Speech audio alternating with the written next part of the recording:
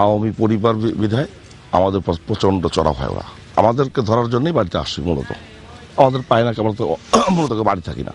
আর বাপের উপর চড়া হয়, ধরেন ওই আগ্নেয় অস্ত্র শস্ত্র দেখায়, ওই মুহূর্তে উনি স্ট্রোক করে। যখন ওরা ভোট গণনা করে আসলো না, তখন আমার বাড়ির পর কি হামলা করলো। ওরা যখন হামলা করে তখন সে হার্ট স্ট্রোক করলো। কতগুলো লোক তার হিসাব নিকাশ নাই। বোম ফুটিচ্ছে, ফায়ার করতেছে রাস্তায়। দ্রুত এখান থেকে গাড়িতে করে ঢাকার সময় হাসপাতালে ভর্তি করানো হয়।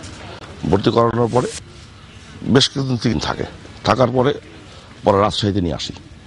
এসে রাজশাহীতে আমার বড় ভগ্নিপতি, ওনার বাসায় রাখি, পাশেই হাসপাতাল। ওইখান থেকে তার 2 দিন পরে উনি মারা যান। বাড়ি পড়াইছে আমরা হইলে শনিবারের দিন গেছি, রবিবারের দিন রাত্রে এসে পড়াইছে। তারা এসে আগুন ধরা দিচ্ছে, বুঝছেন, পেট্রোল দিয়ে আগুন ধরা দিয়েছে। যখন আগুন ধরা দিয়েছে, ওই ঘরে আমার আরেক ভাবি আছে, লুয়া ভাবি, উনি আমি চিকিৎসা দিয়ে বাড়াই দিয়েছেন। আগুন আগুন আগুন পুড়ে পেট্রোল দিয়েছে ডাবি। ওই ঘরের মধ্যে 2টা রুম ছিল, বড় তোমার একটা ঘর ছিল, 2টা রুম ছিল। এক পাশে ছিল আমার লোকে গরু রাখার ঘর। ওই একটা গরু বাছুর, 3টা ছাগল, কি 4টা ছাগল পুড়িয়ে মরে গেছিল সঙ্গে। তার আগুন ধরা অনেক মাইকি করলো মসজিদে, অমুকের বাড়ি আগুন ধরা দিছে। সবাই এসে পানি দিয়ে ভাত ঠিক গেল। মারা গেলে লাশ বাড়িতে নিয়ে আসি। এই গোরস্থানে আমাদের অনেক জমি অবশ্য দান করা আছে, এবং এই প্রতিষ্ঠাতা সহজ ইসলাম ফাদার 3টা কবর কাটার পর মাটি দিতে পারিনি কেউ। পরে বাড়ির পর দেই ওই বিএনপি জামাতের বড় বড় ক্যাডাররা নিয়ে আসার পর পরে আহারে কি দৃশ্য বেটা। সে দৃশ্য দেখলে পরে অবাক হয়ে যায় মানুষ। তার মাটি দিবে জমিনে, তার 3টে কবর। আমারই 3 পাহি বই পর গোরস্থান, আমারই বই 3 পাহি বই। 3টে কবর কাটলো, একটা কবরেও তার দাবি দিল না। কিন্তু কবর আপনার মাটি দিতে যায় নাই।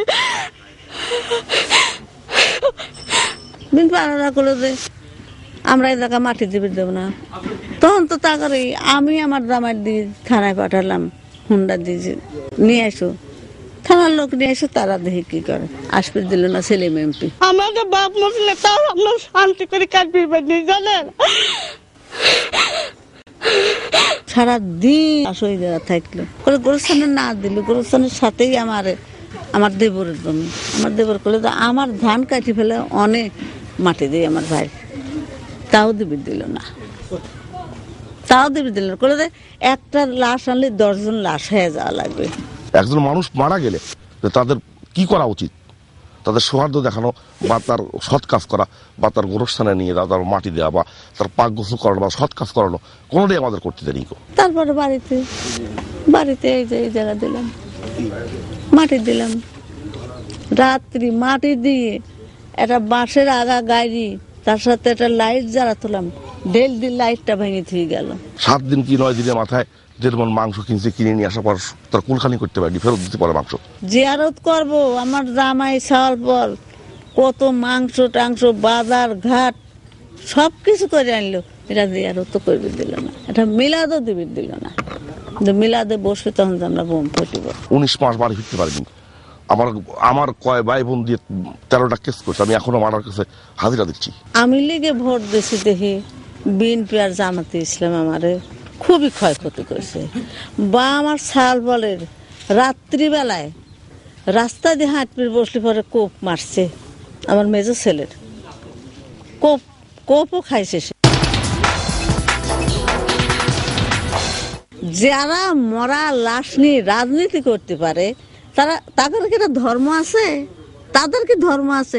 আজ আমি জীবিত, আমার সাথে একজন রাজনীতি করতে পারে, কিন্তু মরা মানুষের সাথে তো কোনো রাজনীতি চলবে না। সে তো মরে গেছে, সে সকলের চোখে সে স্নেহর সাথে তার দাফন কাফন হবে, তাই নি? হাজারের শত্রু সেও বলবে যে না, আমাকে মারা গেছে, তার একটু মারে দিতে আসে।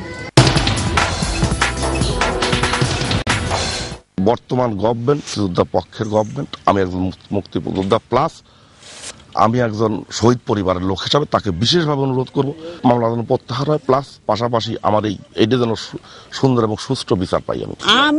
আমি আপনাদের কাছে সুবিচার চাচ্ছি, যেটা ভালো হয় সেটা আমার করে দেবেন আপনারা। কিন্তু আমার আব্বা 3টি কবর কাছে আমার একটা কবর মাটি দিতে দেয় নাই আমার কাছে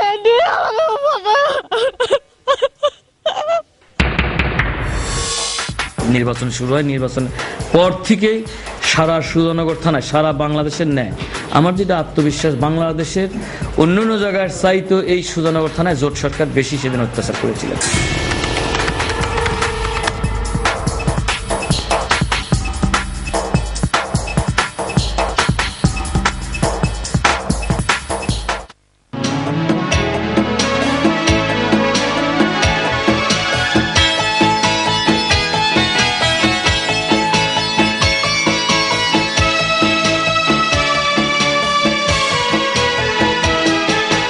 মুজিবার আছে বাংলার ঘরে ঘরে, বাঙালির অন্তরে, এখনো এখানে লোকালয়ে শুনে শুনে সে বজ্রধ্বনি। মুজিবার আছে বাংলার ঘরে ঘরে, বাঙালির অন্তরে, এখনো এখানে লোকালয়ে শুনে শুনে